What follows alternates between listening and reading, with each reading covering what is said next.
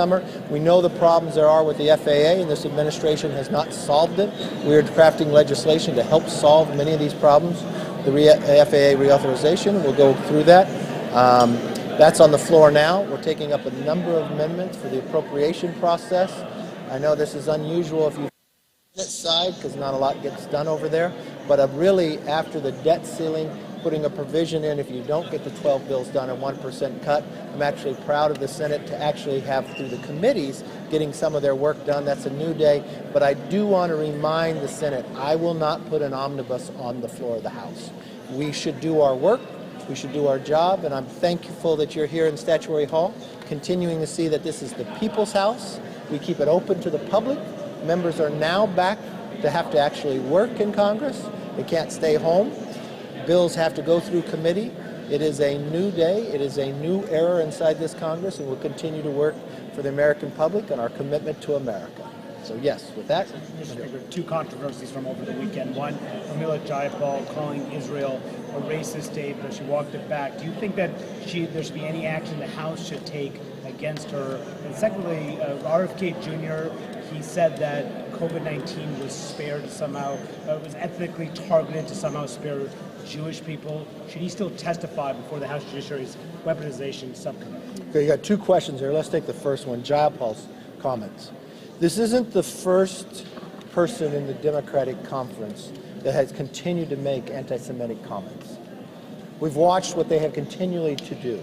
There are a number of them over there. I think if the Democrats want to believe that they do not have a conference that continues to make anti-Semitic remarks, they need to do something about it. Because they've defended these individuals time and again. The only time action has ever been taken is when we had to take the action. I think this is a role for the leader, Hakeem, to prove that, no, they're not anti-Semitic, and they cannot allow their members to continue to say what they have said in the past. I mean, think about what we're talking about. You just raised the one issue of what she called Israel on a week when we have the President of Israel, Mr. Herzog, coming to give a joint session on the 75th anniversary of the creation of Israel, the closest ally. Within minutes of Israel becoming a country, America recognized it. But now we have leaders in the Democratic Party. She's not just elected as a Democrat in their conference, she is a leader of their caucuses. And she's making these comments. But think of before what also Congresswoman Omar said. She equated the U.S. military and Israel security forces with Hamas and the Taliban. She said support for Israel is all about the Benjamins. Supporters of Israel have an allegiance to a foreign country. To lead.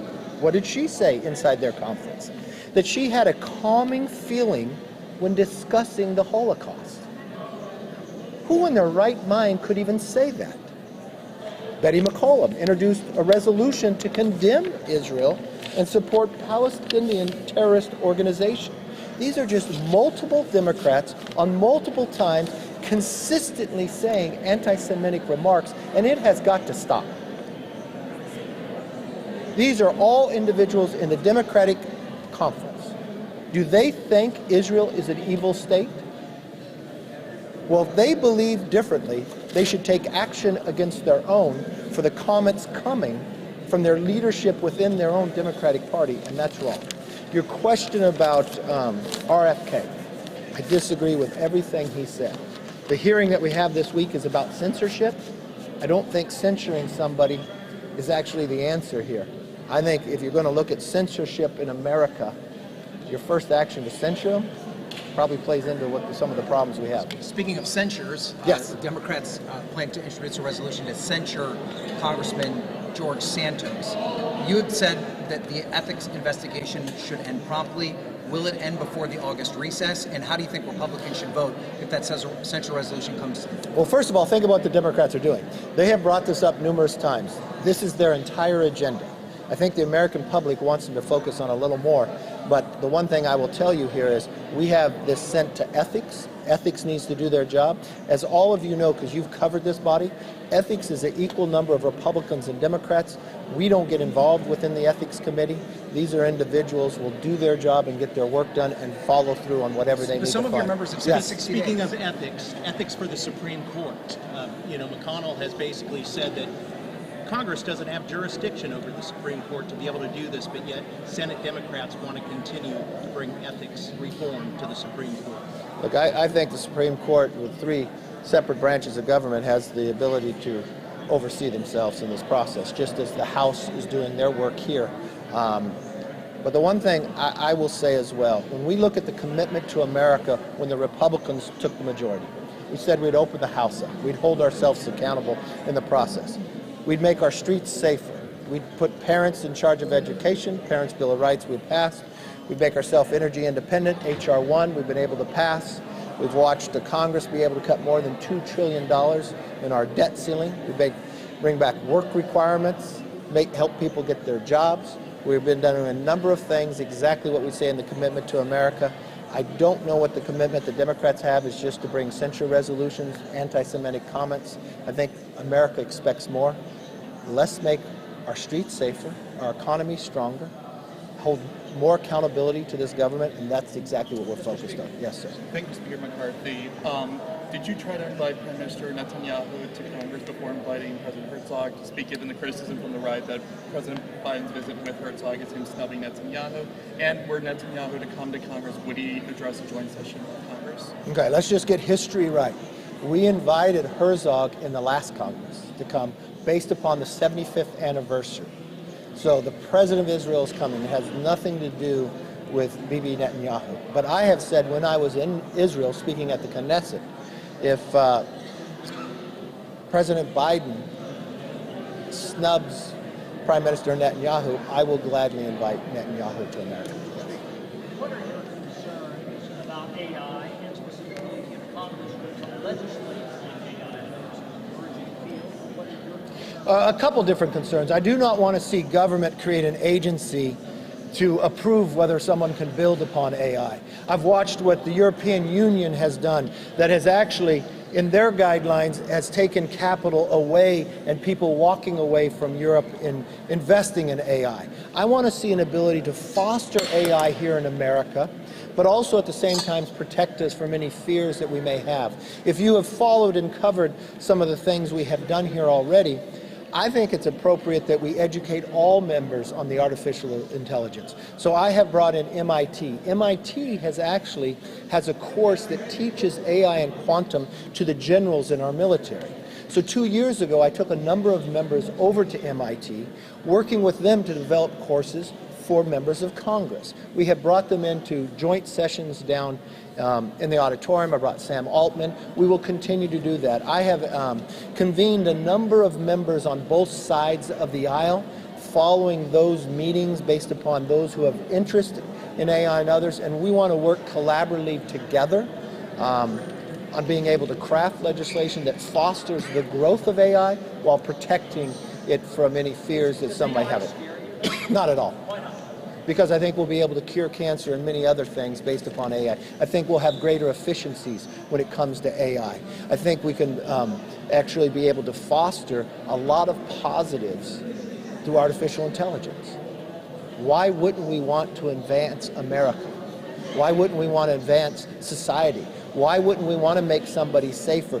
We could battle wildfires with AI. We could predict where a fire would start, where it would grow, pre-position individuals to be able to knock that fire out. That would not only save lives, it would save the environment. We watched many times within smoke. With AI, we could find a better way to actually treat you. With AI, our military will be able to be stronger. With AI today, we actually use in the military, when you always get these reports like a number of planes, 50% of planes can't fly. We use AI to predict the part that is going to fail in the plane, so now we're up to 75 and 85% of planes that can fly because we changed that part before it collapses upon itself. AI can help government save money, provide a greater service, be more efficient. I'm always looking for improvements, and that's where AI can be. Now, the fear of other things, that's what we can look to make sure we can protect. But I'm one who believes that tomorrow is going to be greater than today, and I'm one who firmly believes America has had the greatest advancement, especially in technology, and we should be the leaders in this, and really how government handles this will determine if America continues to lead in technology. Can you talk about appropriations? Yes. When you expect to start voting, how you will bring bills to the floor, and will the Freedom Caucus get to see all 12 bills before the floor? Well, you know, the most important thing is not the Freedom Caucus, it's America. You know, I know this is different than Washington, but the new thing here, because we have now become the majority based upon the American public trusting us, we have kept our word. The bills now get 72 hours to read them. You can now see the 12 appropriation bills that have come out. That's unheard of. You actually have to ask this question. But unfortunately for America to understand, that's how Democrats ran this place, that people couldn't see what you could vote on. So we like America to know we're not ashamed of the work we're doing. We want people to see that this is their house. This is their money of how it's supposed to be spent, and they should have a say in it. And that's exactly what we're going to do. But we have already put out forth a number of the appropriations bills to start offering amendments to. I believe 3 of them we noticed on Friday. I think it was Milcon, I think it was Ag, and Defense. So those would be the first that would come to the floor, but we want people plenty of time to be able to offer more amendments. I know last week a number of you were really concerned that I was offering amendments to the NDAA. Let me be very, very clear to all of you. We like the idea that all members have some say in what bill's done. That's the way government is supposed to be designed in a republic, in a democracy that we have here. So that may be different in a new Congress, that people actually have a say and could have more input. And you could actually have an amendment you vote on and it can fail. Or you could have an amendment that could pass and improve the bill. That's the will of the people, that's the will of the House, and that will take place. So when's the end of the floor? Next week we'll start with the votes. Yes. On the FAA bill about amendments, there's a couple amendments tonight from Ms. Miller and Ms. Green about ending funding for inclusion equity programs in that agency. What do you make of those? And I ask because Leader Jeffries last week said those bills are sympathetic to white supremacy, in his words.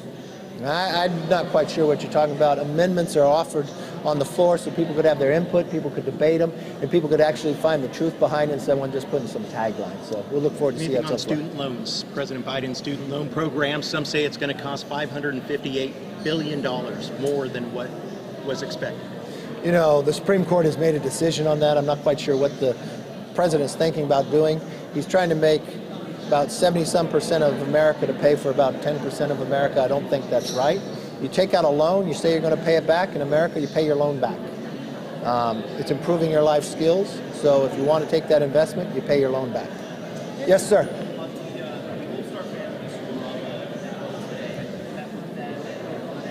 No, I will meet with the 13 Gold Star families. The main purpose, I want to make sure that their loved ones are never forgotten and the sacrifices that they made.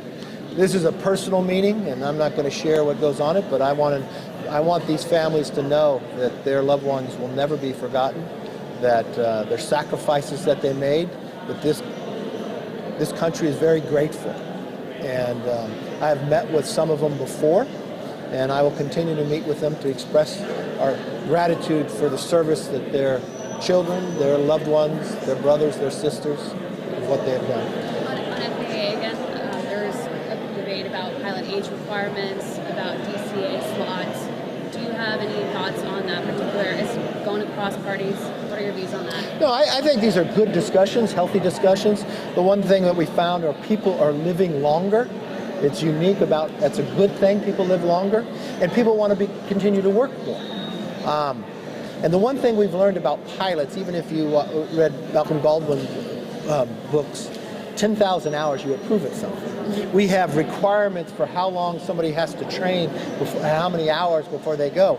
This is actually good for the workforce. If people want to continue to work and they have a lot of experience with a lot of flight hours, that's actually a very positive thing for flight safety. We've watched that we have a pilot shortage, that we're looking at a number of cancellations.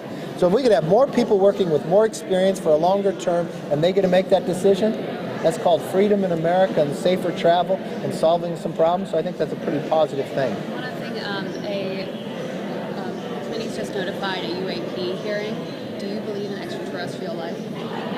Look, I will continue to see, but I think if we had found a UFO, I think the Department of Defense would tell us because they'd probably want to request more money.